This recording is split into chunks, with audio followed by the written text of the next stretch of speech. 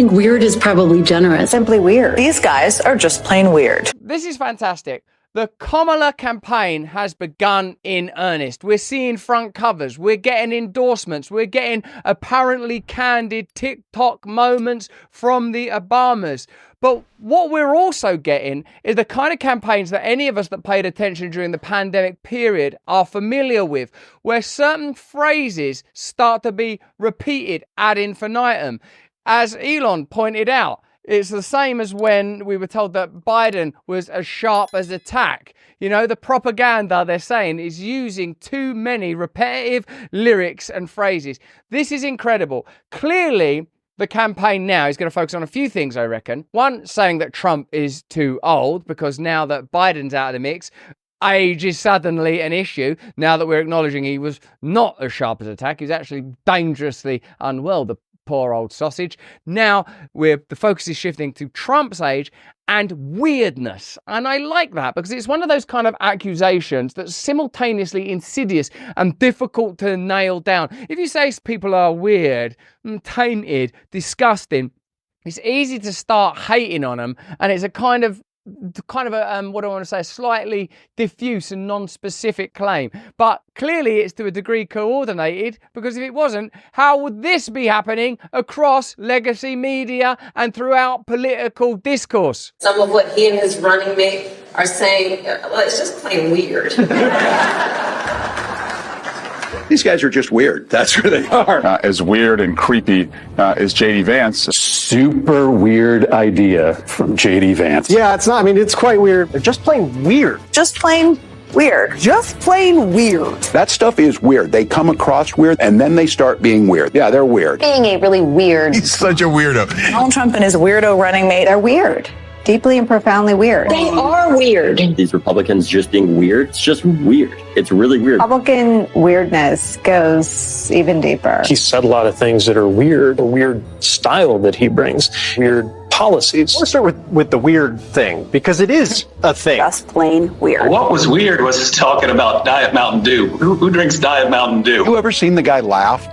That seems very weird to me, that an adult can go through 6.5 years of being in the public eye. If he has laughed, it's at someone, not with someone. That is weird behavior. Weird and cultish. These are weird people on the other side. He kind of doubled down on his weird ideas. I think weird is probably generous. Simply weird. These guys are just plain weird. Vance as weird. You know, as the campaign said, weird. It really is just plain weird. J.D. Vance, plain weird. No, I mean, I don't know how else you could read it. Weird. It is kind of weird. We're not afraid of weird people. The other side, they're just weird. Why are you being so weird? Vance has done something more extreme, more weird. No matter what kind of weird stuff they keep saying. Trump and Vance are just weird, in addition to being dangerous to democracy. It's the weird part that's the most engaging. Whom he addressed as my beautiful Christians, which was super weird. Weird tech bro, J.D. Vance. He's a weird guy. J.D. Vance, uneasy and sort of weird. Frankly, for lack of a better word, that he's weird. That is weird. And I wonder if you think it's weird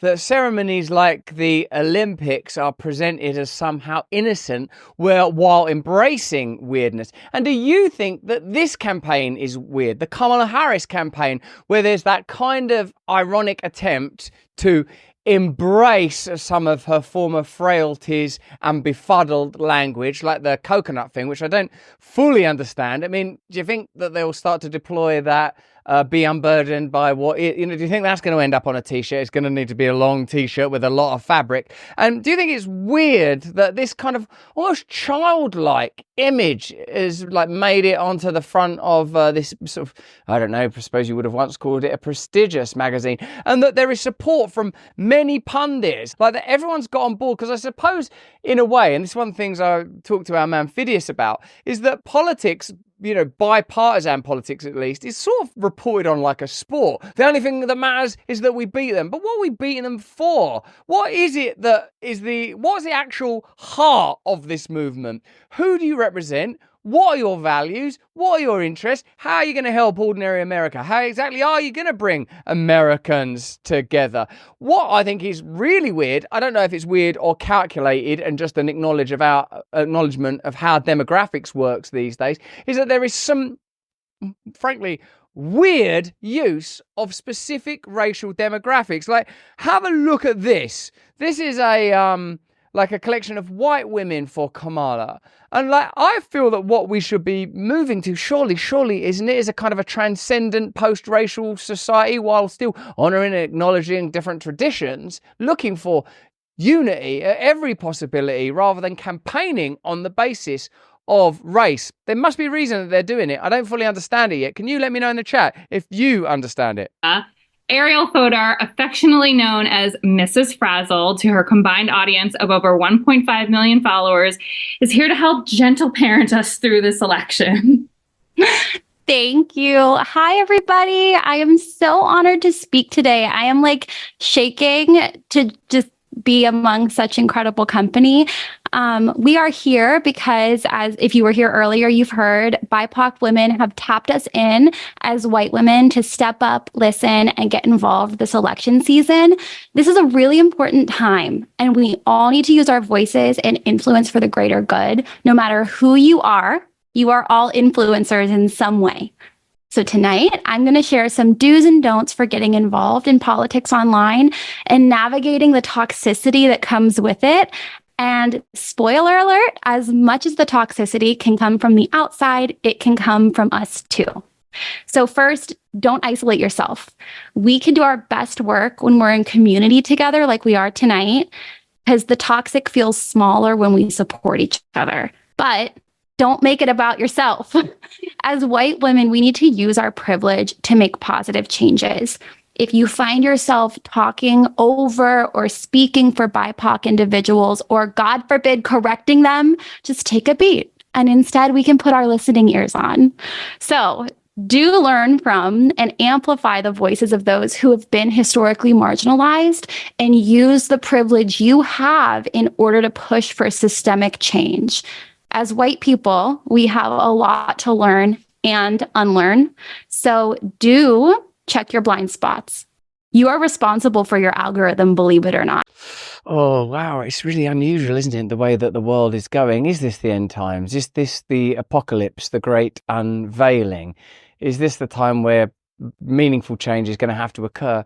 We can't continue to bring you this beautiful content without the support of our partners. Hey, this is exciting. We've got a great partner today. It's Rumble. But beyond Rumble, it's Rumble's latest venture. Let me ask you first, are you a Sleepy Joe type character with zero cognitive performance, struggling to muster focus and brain power for basic things like running the United States of America? You've got to stop drinking woke liberal coffee that hates you and your way of life and start your day by drinking Rumble's very own 1775 coffee. This is going to be the best tasting coffee you've ever had. Seriously good, ethically sourced from a family farm in the high altitude mountains of Bolivia. Not in the Bolivian lowlands, run not by a family, but by a single man, still living with a pet. No! Instead of waking up and drinking your big corporation-owned woke ideology coffee that's probably making you sick from the pesticides it's sprayed with, try Rumble's 1775 revolutionary coffee. Support freedom of speech. Build a parallel economy that actually values you and loves you. My favourite? It's dark, of course. I've always found the lure of the dark irresistible. I'm sorry, how can I stay mad at you, but you're just going to have to wait over there for a little while. Level up your morning routine with a 1775 coffee. Sleep all night knowing your hard-earned dollary dues are going towards supporting freedom-loving creators like me on Rumble. Visit 1775coffee.com now, pick up your first bag, use the code BRAND to save 10% on your first order.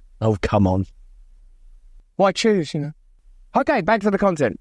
Like, doubling down on difference seems to me not to be a beneficial approach to a culture that's in real need of healing.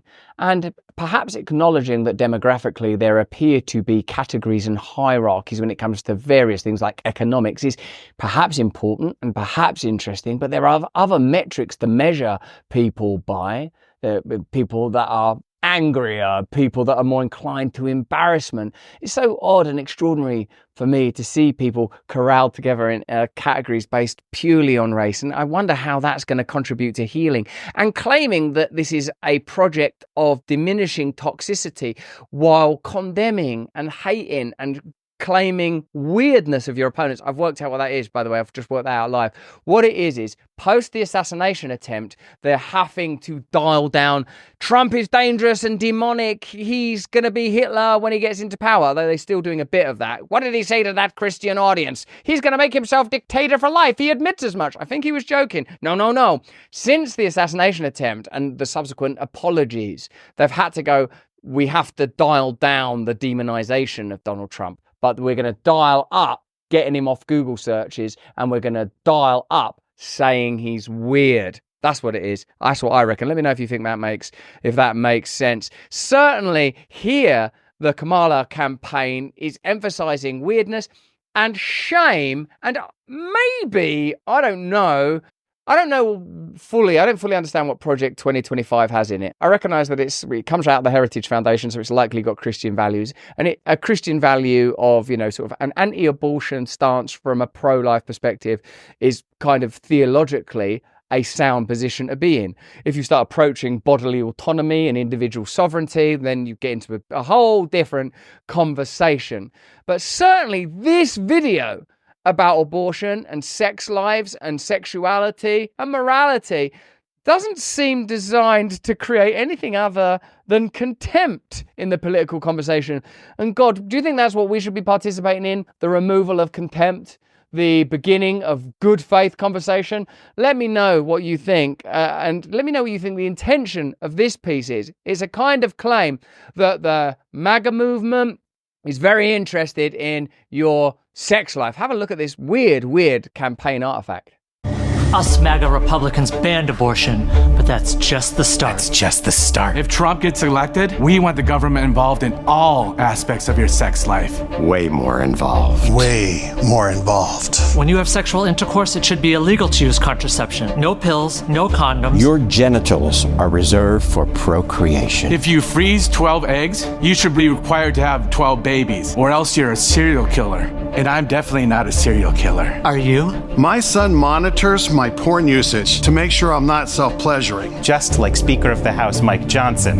That's true, you can look it up. Don't you think that's normal? Yeah, I do. It's normal for your son to do that. You should have a family member monitor your porn use too. Because pleasuring yourself is very, very naughty. I'm voting in November. I'm voting in November. We're all voting in November. Are you? Because what happens in your bedroom is up to me. Is up to me and my son. Also, mouth stuff is a sin. Weird is the new evil. That's what's happened, isn't it? Instead of saying evil and demonic, they're saying weird.